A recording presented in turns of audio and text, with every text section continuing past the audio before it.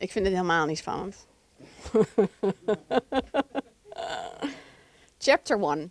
Kale Mountains. Iran's stronghold ducked his head to avoid a jagged stalactite. Every time he returned, it took a while to adapt to the stale air and to having a mountain of rock above his head. He longed for his beloved forest and the chatter of birds. His trip had taken longer than expected. He dreaded having to tell Iris the news. Iran crossed the common room with long strides, not giving anyone a chance to start a conversation. Almost every area of the cave was put to use. He spotted wood shavings in a corner. Someone worked on arrow shafts last night. He nodded at an off-duty guard about to eat his breakfast of grains. He met a few more guards coming off the night shift, and they hurriedly saluted. Their forest green uniforms were impeccable, unlike his own. He brushed some sand off his sturdy trousers. Iran's feet took him toward the tower, the highest position they dared occupy in this gorge.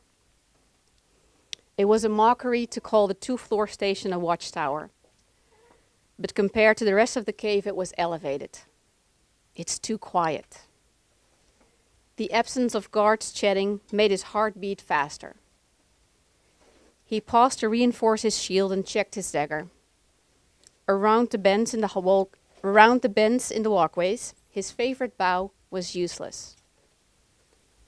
Relying on his instinct had saved his life many times. He turned the corner. The tower entrance was empty. Gods. He alerted Merlot and Iris. They responded immediately, their presences filling his mind. Strengthened, he carefully approached the watchtower. As he came closer, he saw black leather boots pointed towards him.